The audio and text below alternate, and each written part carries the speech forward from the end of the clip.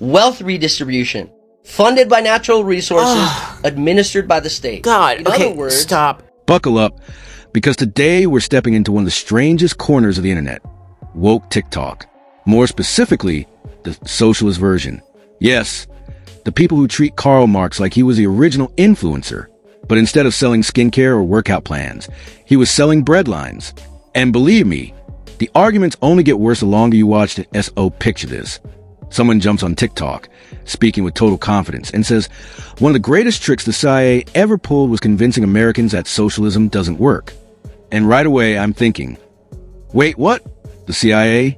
That's who's responsible now?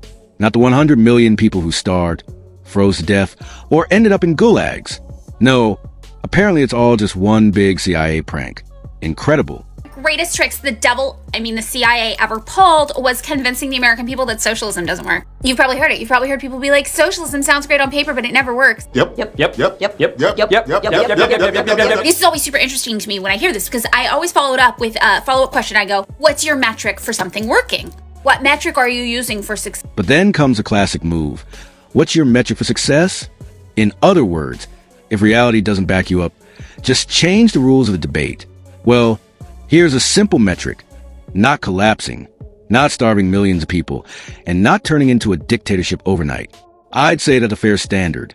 She then tries to back up her point by saying, I run a business on a socialist platform. Who works at the company gets equal pay. We don't operate on a for-profit model. We try to break even when there is profit, though. We distribute it up amongst the employees equally. And the business might fail, for sure. Businesses fail. But if it does fail, it will not be because of how payroll was distributed or because we had workplace democracy. No, well, no, actually. No, sweetheart.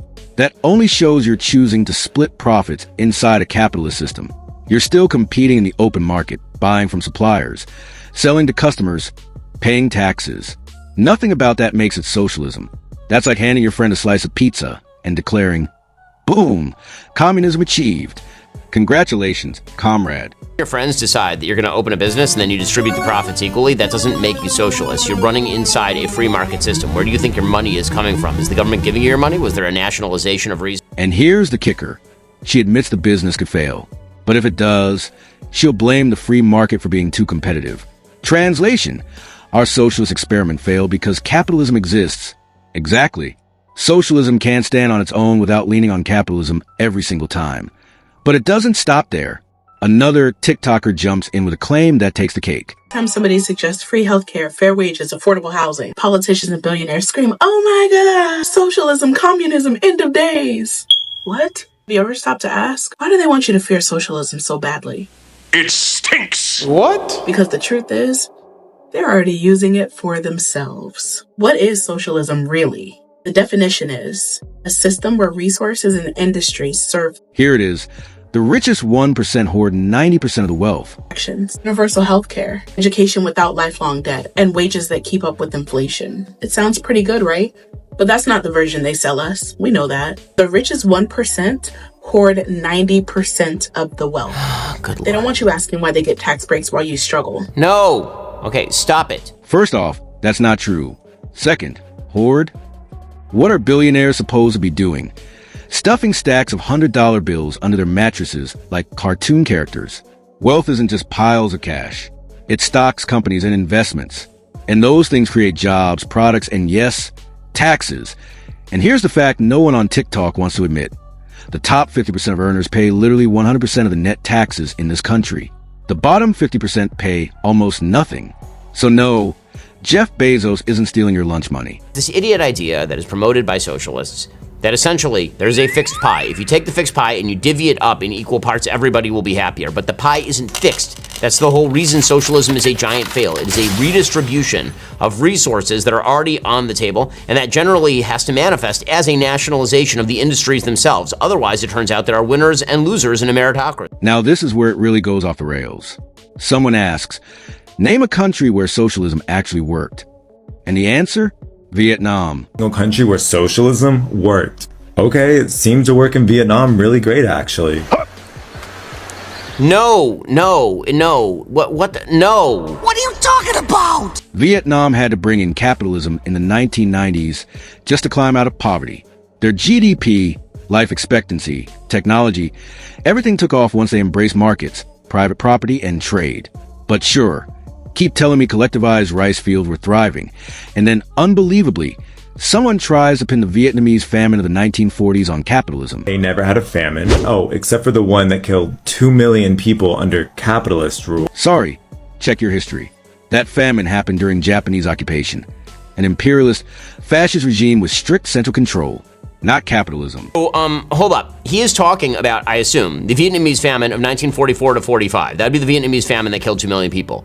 When it was under occupation by Japan. Bing, bing, bong, bong, bing, bing, bing. You know what that is, right? An imperialist fascist state with a centralized economy. And then there's a claim that the Khmer Rouge genocide in Cambodia was liberation. Excuse me? That was not liberation. That was mass murder. Millions of people slaughtered. They repelled their French colonizers. They successfully defended against the United States invasion. They defended against Chinese invasion. And they liberated Cambodia. Liberated Cambodia? Like Pol Pot killed 1 million people. Yes, they fought off French colonizers. Yes, they resisted the U.S. and even a Chinese invasion. But liberating Cambodia? Under Pol Pot, over 1 million people were killed. Yet TikTok dresses it up with pastel colors and ukulele music to make it look revolutionary. And then we get to China. A single country where socialism worked. Okay, China. China! In China, socialism lifted over 800... No, you... Here comes another bold claim. Socialism lifted 800 million people out of poverty. It wasn't until the Chinese began to embrace capitalism in the 1990s and 2000s that they started to see a massive increase in their GDP per capita. Wrong. Under Mao, China starved. The Great Leap Forward killed 40 million people. Real progress only came when Deng Xiaoping introduced capitalist reforms, allowing private property, opening markets, and welcoming trade. That's when China's economy exploded. Skyscrapers, factories, modern tech. It all came from capitalism, not socialism. The largest and fastest quality of life improvement in human history. What? What? China's capitalist now. All of China's prosperity happened because China introduced capitalist free markets. Markets aren't actually what makes an economy capitalist. Here's the definitional shifting. Here we go. According to Karl Marx, it all has to do with private versus public ownership. Socialism is the process of transferring privately owned companies to the public, controlling them with a worker state. And a staggering 60% of China's market capitalization is owned by public, state-owned... No, that's state capitalism. But try telling that to TikTok socialists. They just keep changing definitions. Point out the gulags, they'll say, that wasn't real socialism. Point out China, they'll say, well, that's state capitalism, but it still counts. No, it doesn't. If you have to redefine your ideology every 5 minutes to keep it alive, maybe the ideology isn't that strong to begin with. Now, let's talk Alaska. Someone smugly says, Alaskans get a check every year. That's socialism. Socialism could never work in America, right? Right. Tell that to Alaska. Every single year, Alaskans get a check from the government just for living there. It's called the Permanent Fund Dividend, and it's literally oil money. Huh? Oil? Split up and handed out to every resident. Big Oil writes a check to the people. You know what that is? Wealth redistribution. Funded by natural resources, administered by the state. God, In okay, other words, stop. Nope. Alaska has oil money, and the state decided to share a piece of it with residents. That's not socialism. It's dividends. And we're talking about around $1,600 a year. That's a nice bonus, but it's not paying your rent, groceries, and streaming services. It's extra cash, not a system. A dividend that you receive, it's like a permanent oil fund dividend you get if you're a citizen of Alaska. It amounts to approximately $1,500, $1,600, $1,700 per year in Alaska. Please, sir, I want some more. What's the median household income in Alaska? Wait for it, wait for it, wait for it. $88,000.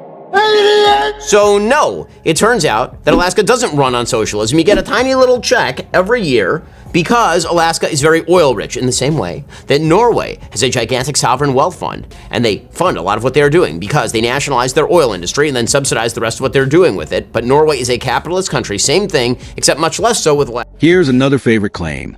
Since 1979, worker productivity has gone up 86%, but wages only 32%. See? Capitalism is broken. How when you get better at your job and you get more productive, you don't make any more money, your boss makes more money? No. And you don't get to leave early, they just give you more work.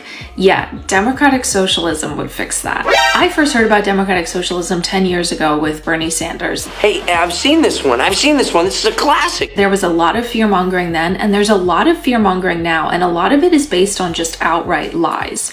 So in a nutshell, democratic socialism is a political democracy and a socially owned economy.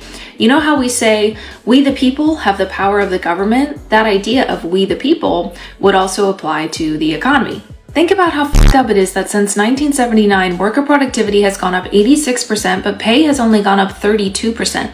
We, the workers, are 86% more productive, but we only get paid 32% more. And that's... Reason productivity rose is technology. One worker with a laptop today can do the job of 10 workers in 1979. It's not because people suddenly got superhuman. It's because tools got better. Now, is capitalism perfect? No, nobody says it is. But unlike socialism, capitalism adjusts. People invent, compete, take risks, and yes, sometimes fail. But out of failure comes innovation. That's why we went from horse-drawn carriages to Teslas, from telegrams to iPhones, from waiting weeks for a letter to FaceTiming across the globe instantly. That's capitalism in action, or the next time you hear a TikToker preaching socialism. Just ask one question. If socialism is so great, why does every country that tries it eventually switch to capitalism? Watch them dodge, redefine, or just scream CIA propaganda. Because deep down, they know the truth. Socialism doesn't work. It never has, and it never will. And if you enjoyed this breakdown of woke TikTok socialism, hit that like button, subscribe for more, and drop a comment below. Tell me, what's the dumbest socialist argument you've ever heard? Trust me, there's no shortage out there.